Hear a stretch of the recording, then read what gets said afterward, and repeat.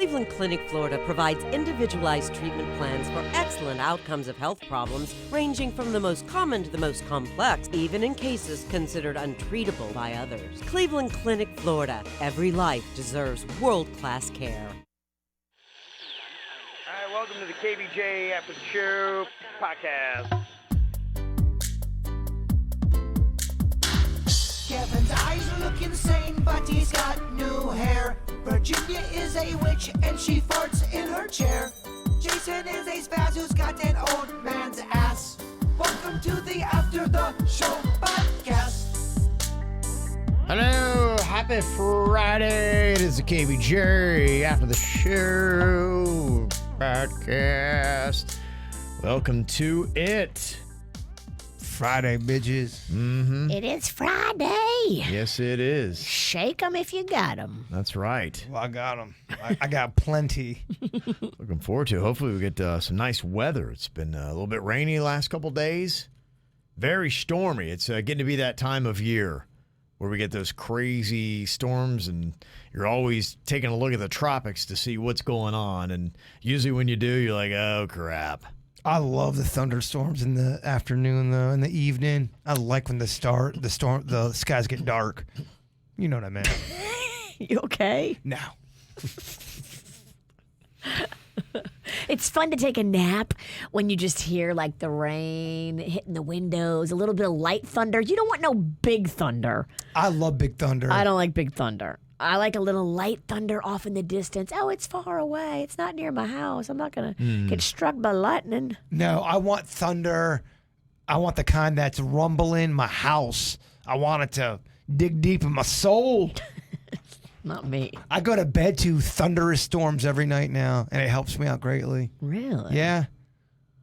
It's all cute until it turns into something bigger. Yeah, I don't mind a thunderstorm. I don't like a tropical storm. I live on a golf course, and the tree on the other side of the golf course from me got hit by lightning, and it fried this tree. I couldn't believe it.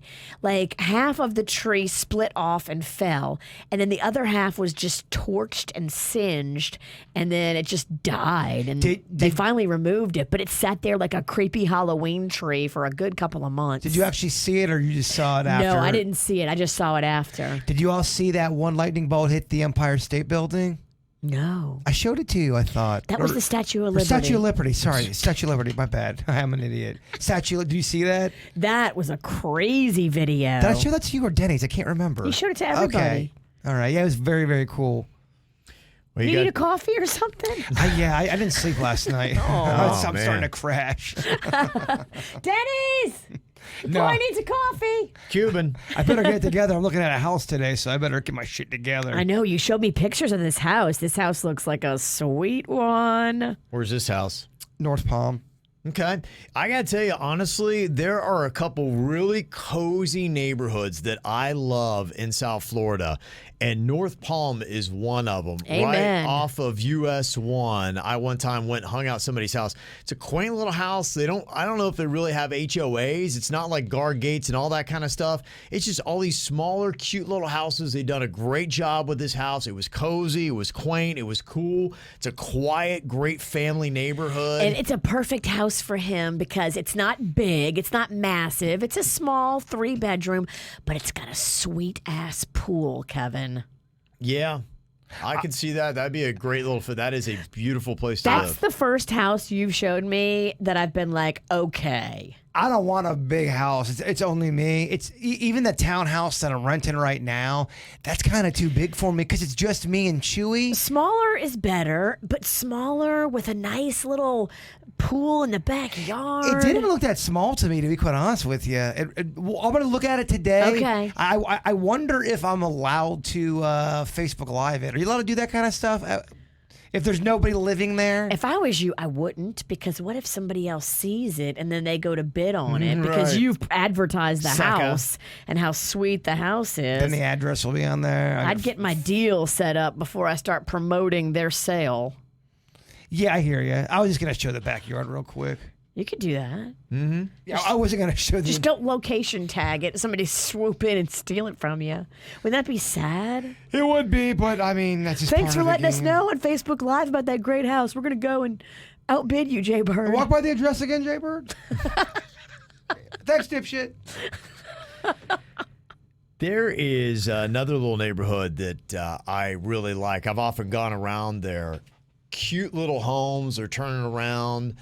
My son went to South Olive Elementary, which is down, I think, around like Southern, that area, and you go east kind of to, where Olive is, and they have some really cool little neighborhoods right in there. In fact, that's where we went trick-or-treating, and they're just smaller little houses. Is that like El Cid? Yeah, it's pretty much like the El Cid neighborhood. Okay, I know it well. I think it's gorgeous. Yeah, I love that neighborhood. No HOA. Right.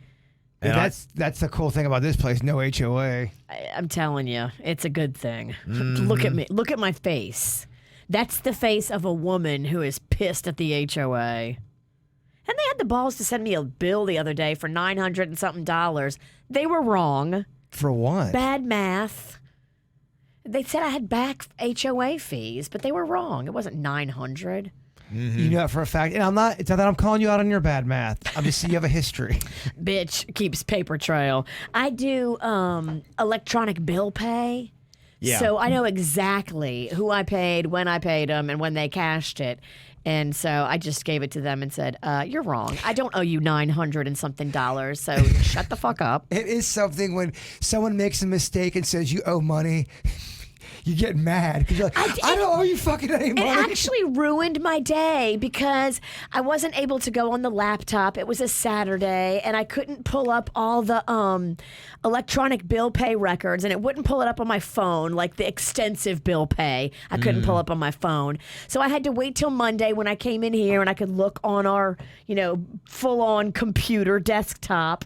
But I was just pissed. It ruined my day. Don't send somebody a bill for over $900 when you're in the wrong and you got them all upset. It's so weird. If you owe somebody money, man, they are up your ass. But if they owe you money, you can't find those son of a bitches. You ain't lying. That's those student loans. They owe me $1,000. They sent me $200. They really owed me $1,200. They sent me $200, and that's it. Well, I've had to call them 3 different times. What a racket. Yeah. Ugh. And every time you call, they make you start the entire process. They have no idea what you're talking about. And we can't find your account, Mr. Penningson. I almost have to make a drink before I call because I get so fucking gassed up from it. You know it's going to be 45 minutes. Oh, without a doubt. Oh, it's awful. Well, somebody had said here in a text that you and Virginia J. Birch, you keep watching Unsolved Mysteries. Each episode becomes more intriguing. Did they get better? Because the first one was a turd. Well, I saw the first one. I think I saw the 6th one. And the UFO one I thought was really good. I will tell you, I saw a story, and I believe, correct me, and I know somebody will if I'm wrong, I thought it was from Unsolved Mysteries, that they have opened up a new case of a murder that had happened in Kansas, like in 2003. There was a guy that went to this party. He's black, and he had 2 friends that he went with to the party that were black. And the 2 friends left him at the party. And so he's there with a bunch of these white people. And then the next day he winds up dead in a creek or something like that. And there was some drama over a girl. Yeah, he might have flirted with a girl. And they're going to be exhuming his body and kind of reopening the case. And I thought it was because of Unsolved Mysteries I saw. Good. Yeah. If somebody hurt him and it was a murder, they need to go after them and prosecute them. Yeah, the thing that's really cool, and it's going to be happening more and more, is that DNA that's coming out. I know we've talked about it quite a bit, but people from 30 years ago, 40 years ago, they've been living their life thinking they've got away with murder, and it's coming back, and they're getting those son of a bitches. Which is great. Thank goodness. I know it sucks that a lot of them are older and that they eluded the law for so long, but the peace of mind for the families, that is the win. That's the legit win on those situations. You're right. And especially like with, what was it, the Hillside Strangler or whatever? What was his name? The Golden State Killer. Yes. Although so many of those rapes and murders, just to finally find answers is got to be amazing. Yeah. That guy had victims that were still alive. Like they had not been killed, but he had tried to kill them and something had happened and they were left alive. And he would call them and tell them he was going to come back and finish the job. Yeah, Can you imagine living your life like No. that? The guy that tried to kill you that wasn't successful now is calling you and torturing you, telling you he's going to come back and finish the job. There's been quite a few cases where the murderer will call up the families, up the family and torture them and taunt them throughout the years. There's been quite a few that, imagine that, you murder their family member, then you call them and taunt them about that. What a fuckface. Yeah, that guy deserves everything bad that they're going to do to him in prison. They're going to fuck him up. Yeah. I think If they already haven't tried. I think they fuck up. Anybody that hurts, I think, women or kids or anyone like that, they want to fuck up. They should. On the other mystery tip, you hit it earlier in the show today about Ghislaine Maxwell, and it looks like now there is a judge that could be releasing and unsealing 80 documents related to Jeffrey Epstein, which could shed light on his friendship with some powerful men that he had and some of his victims as well. They say they could include depositions from Ghislaine Maxwell, which could explain her role in his sex trafficking operation. They say that also the girl that was from Royal Palm that now lives in Australia. Virginia's her name. Yes. Hard to forget for me. And they say that there might be some stuff, including something from a man identified as John Doe 1, who that might be. Now, there are some big names that they say it could be relating to, like either Prince Andrew or Alan Dershowitz. One of those two. If it's either one of those names, this would be a big deal. It'd be a real big deal. The names that have been thrown around are like, oh. There's probably so many powerful people, kind of like those murderers with the DNA, that are shitting bricks right now. Yeah. And I wonder if they're just trying to get to Ghislaine and kill her like they did Jeffrey. Or get her out of here and go on that secret island that Epstein's on. She ain't getting out, I don't think. It's just going to be fascinating to watch. It's all in flux, and you're like, are the people going to win or are the powerful going to win? Man, you would want the people to win, but unfortunately, historically, power and money, I think, is always going to win. I think that's just a shitty thing that... When you control the system, how do you lose to the system? Exactly. Right. Well, power, you are in control of the game. Well, politicians are being protected by other politicians and government officials. Well, So, we called it the fact that everybody called Epstein, something weird was going to happen to him. Everyone said, okay, something odd is going to happen to that guy in prison. And what happened? Something weird happened. They did it right in front of us, and there's still not shit we can do. The cameras weren't working and both guards took a nap. I mean, come on. And that part was so insulting that So insulting. if it happened again, it'd be interesting to see how people take it, because people were definitely frustrated with that, because it's like, we called it, your excuses were bogus, and if something happened to Ghislaine Maxwell, and then they're like, oh, yeah, well, what do you do? The cameras didn't work again. But what are people going to do? Go on Twitter? Exactly. What can you do when they kill her? Well, we do control voting and things like that. And some of these people who have made it difficult to get the true story are voted into their powerful positions.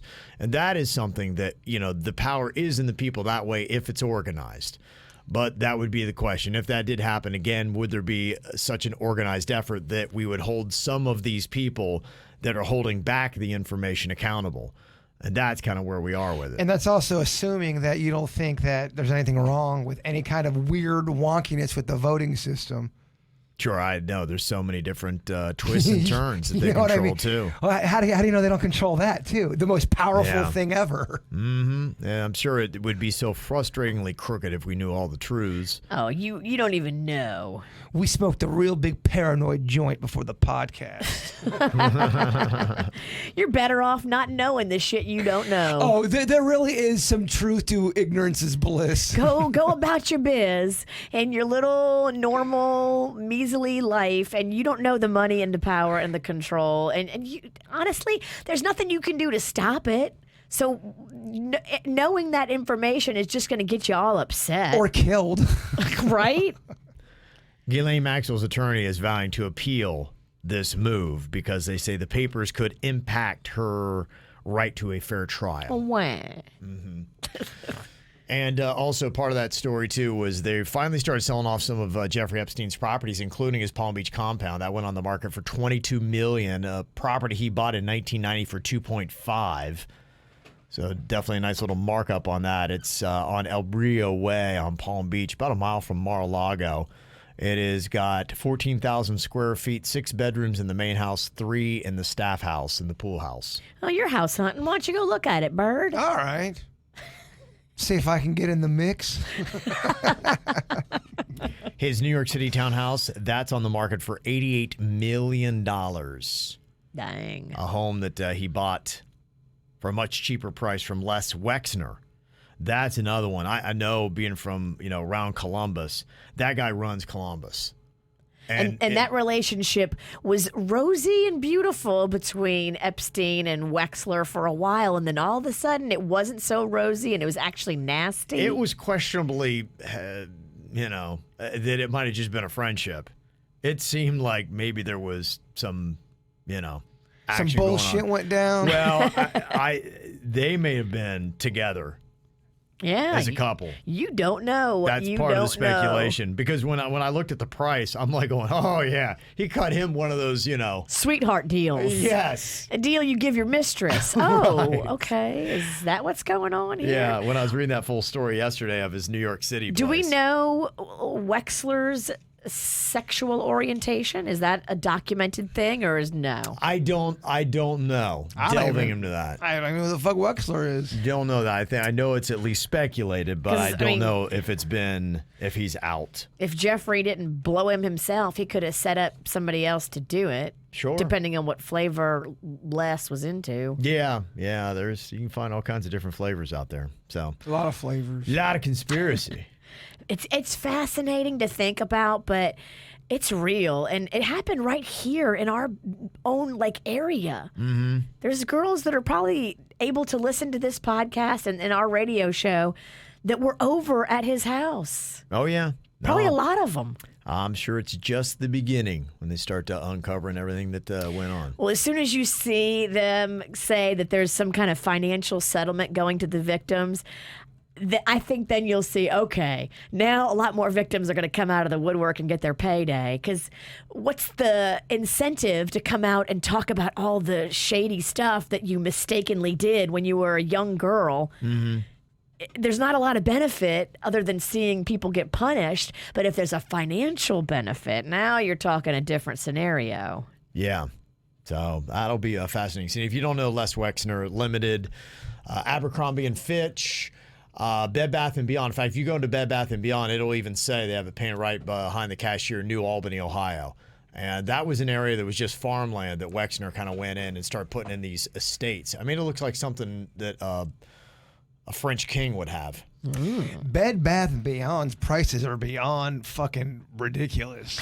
Expensive soaps. They Big did all that kind time. of stuff. I mean, Starbucks did expensive coffees. You do expensive soaps. All you got to do is just take a regular household product. Like, I should start doing expensive toothbrushes. Yeah. and people be like, yeah, $50 for a toothbrush? Sure thing. The balls on the price of the candles they were selling. I'm like, you got to be shitting me. It's crazy. Get the same candle at Publix, and it smells like fucking apple cake. You take a regular product that should be cheap and you try to make it fancy and put a ridiculous price tag on it. People are going, oh, well, I got to have that. Yeah, the one bathroom bathroom rug had a polka dot on it, so it was an extra $40. Shit that. Right. Polka dot? All right, rant done. We also, earlier on the show, too, went off. There was a little bit more sketchiness about some of the deaths, as we broke a record yesterday in Florida for deaths. Also, case positives. It'll be interesting to see if anything comes of that. I know until now that's been a crazy conspiracy thing they've been throwing out. And I don't believe the numbers entirely, but the question is, how close are they? Are they just 5 or 6 deaths off, or are they like 50, 60, 70, 80, or 100 deaths off? When you say you don't believe them, are you talking about people that may have died of a heart attack, and that really was what caused their death, but they also had corona, and they're counting that as corona? I'll tell you, I don't believe they're 100% accurate, but I don't know what percentage of accuracy they are. They could be 90% or 95%. They could be. They could be 5%. That's what I don't know yet. I just know they're not 100%. So it was yesterday. That was the most That death was the record. Most for death. Florida. For Florida, for the state of Florida, most deaths we've had in one day. And New York, what holds the highest? They had a strong start. We're catching up. That's kind of where it was.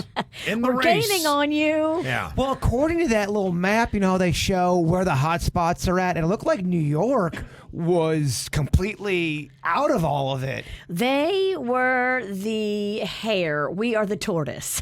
And Yeah. we might end up catching them. Well, if we're counting the way that we are, 173 new deaths yesterday, but on the regular show, I talked about that report. The CBS 12 did. They dug down deep, and they found one, including a 60-year-old guy who died from a gunshot wound to the head that was a COVID death. Boom, COVID. That's not right. It's just weird where you see all the hot spots and all the cases. When you look in the middle of the country, there is not a lot going on there. It's weird. Yeah. There was something interesting that somebody brought to light, too. A friend of theirs that posted up on Facebook a little bit of a rant about sending kids back to school, which has been going on for a while. They did a poll from Quinnipiac University of Florida voters. 62% of Florida voters think it would be unsafe to send students to elementary, middle, and high schools right now in the fall. 33% disagree with that. The Facebook post that was sent to us, Stephanie had put up from Miami-Dade, and she said, I am, in all caps, desperate to send my kids back to school. DESPRATE. She spells it all out. She's that desperate. She said, I am certain that my kids' mental health depends on going back to school, and so does mine. I am certain their ability to learn online is almost non-existent. Each day they spend at home is another step into a downward spiral. Now for the question for their physical health. The infection fatality rate, the IFR, for their age group, 10 to 19, is 0.00032%. That's not even 1/2 of 1%. I know you guys don't do well with math. Yeah, Kevin, what are you doing? But there are approximately 187,000 plus 6 to 12th graders in Miami-Dade County. Now, if you take the infection fatality rate, divide it by the number of students in these grades, that's 60.02. That's 60 dead children in just 6 to 12th grades in just Miami-Dade County. 60 funerals, 60 yearbook dedications, 60 promising lives.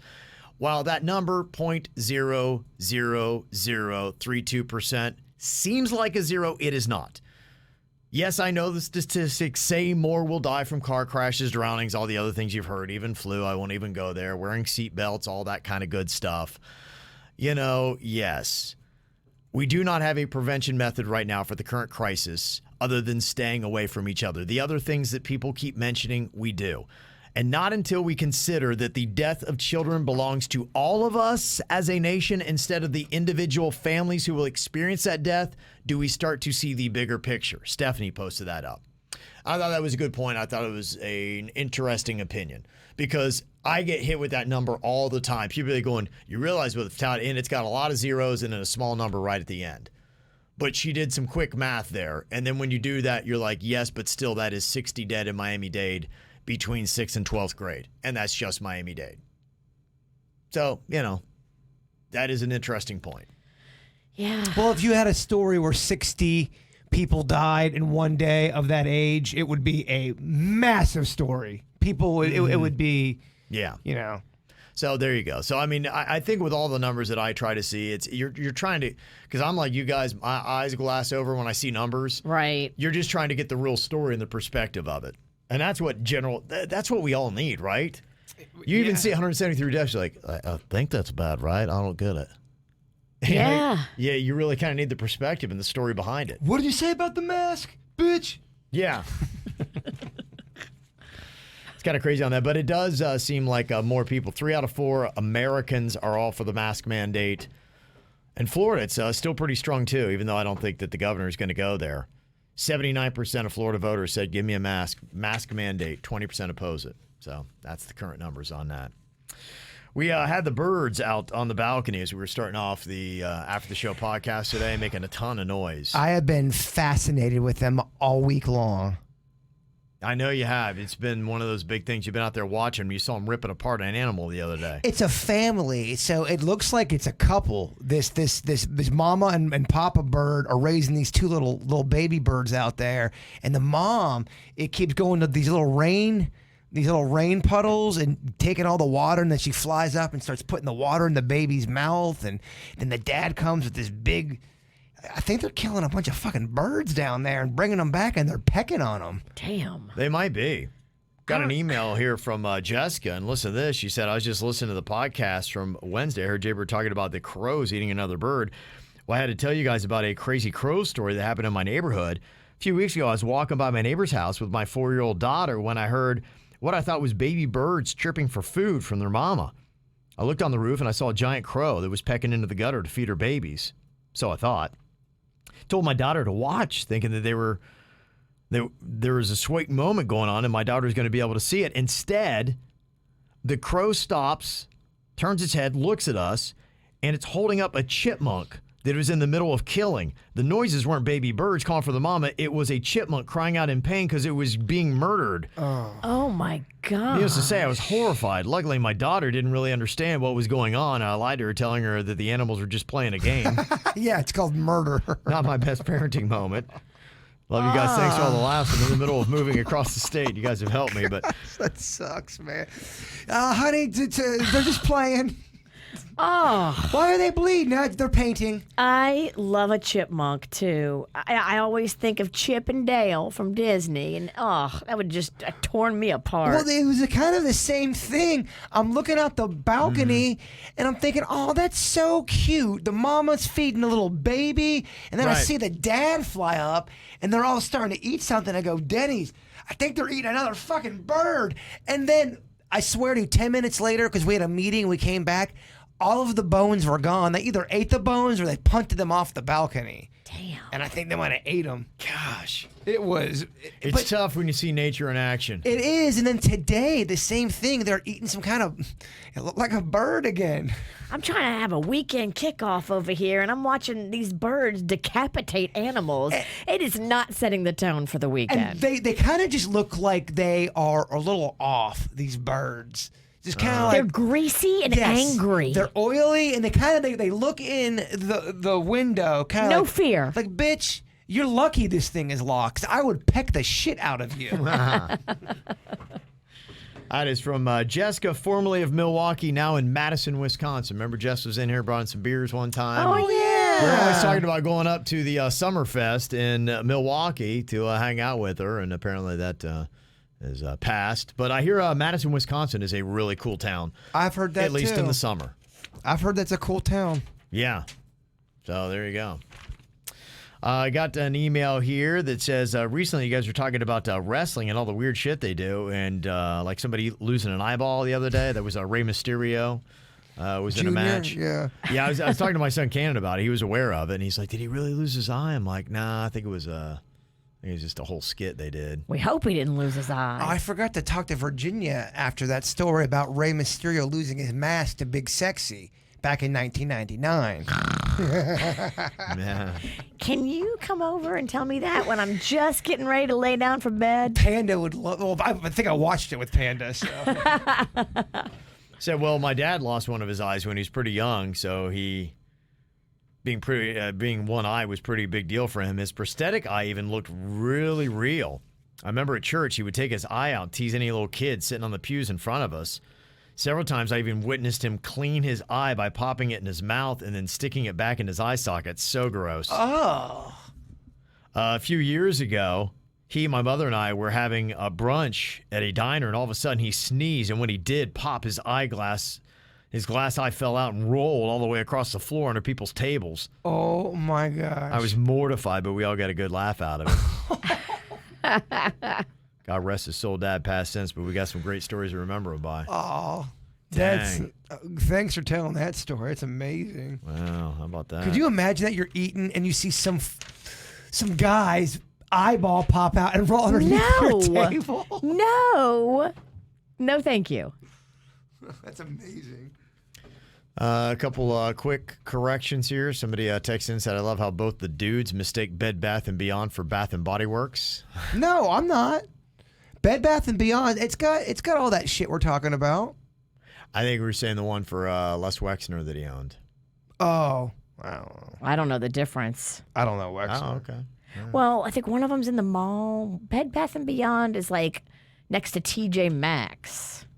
And Bath & Body Works is in the mall. Bath & Body Works is definitely in the mall. Yeah. Yeah, we were talking about the headquarters and the one, and that is Bath & Body Works. That is Les Wexner, the guy who sold Epstein his place. Okay. Well, I don't care. My opinion about Bed Bath & Beyond stands, though.